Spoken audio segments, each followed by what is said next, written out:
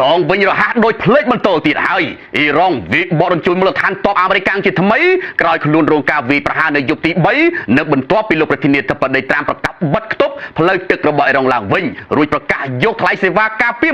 20% លើនាវាទាំងឡាយណាដែលឆ្លងកាត់សមុទ្រ Hormuz រហូតធ្វើឲ្យប្រេងឆៅពិភពលោកហក់ឡើង 9%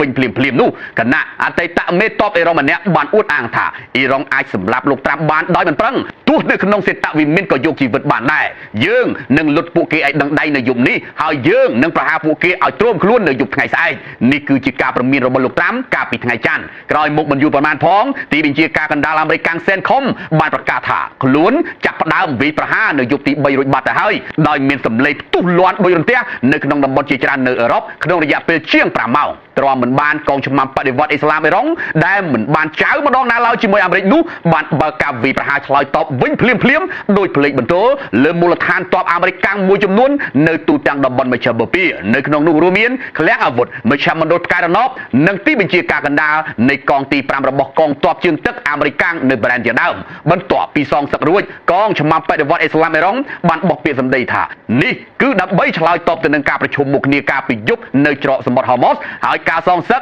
នៅមានជាបន្តទៀតបើអាមេរិកនៅតែបន្តវាយប្រហារមកលើខ្លួននៅព្រឹកថ្ងៃអង្គារអេមីរ៉េតអារ៉ាប់រួមក៏ស្ទាក់ចាប់មីស៊ីលនឹងដរ៉ូរបស់អ៊ីរ៉ង់ឡើងវង្វេងវ័នផងដែរហើយថាអ៊ីរ៉ង់បានវាយប្រហារនាវាដឹកប្រេងចំនួន2គ្រឿងរបស់ខ្លួនដោយបណ្ដាលឲ្យសមាជិកនាវិកម្នាក់បាត់បង់ជីវិតនិង5នាក់ផ្សេងទៀតរងរបួសគណៈឃើញអ៊ីរ៉ង់នៅតែមានសមត្ថភាពគ្រប់គ្រងច្រកសមុទ្រ Hormuz បានដែរនោះលោកត្រាំក៏បានបញ្ជាឲ្យកងទ័ពជើងទឹកអាមេរិកបិទគប់ផ្លូវទឹករបស់អ៊ីរ៉ង់ជាថ្មីឡើងវិញផងដែរហើយថែមទាំងប្រកាសថាអាមេរិកនឹងយកថ្លៃសេវា 20% ផងដែរលើនាវាទាំងឡាយណាដែលឆ្លងកាត់សមុទ្រ Hormuz នេះសម្រាប់ថ្លៃការពារក្រៅពីនោះលោកត្រាំនៅតែគម្រាមទម្លាក់គ្រាប់កំទេចភ្នំរបស់អ៊ីរ៉ង់នៅក្បែរទីក្រុង Natan ផងដែរដោយសារតែភ្នំនេះមានបង្កប់ទីតាំងនុយក្លេអ៊ែរយ៉ាងជ្រៅនៅក្រោមនោះប៉ុន្តែបើវាប្រហារមែនគេសង្ស័យថាអាមេរិកនៅតែបរាជ័យព្រោះធ្លាប់បរាជ័យច្រើនដងរួចមកហើយសឹងតែអ៊ីរ៉ង់លេងញញើតនឹងការគម្រាមទៅហើយនោះអ៊ីរ៉ង់មិនត្រឹមតែលេងញញើតនោះទេប៉ុន្តែក៏ថែមទាំងគម្រាមតាមធ្វើគិនលោកត្រាំដោយសេតវិមានផងដែរនេះបើយោងទៅតាមអតីត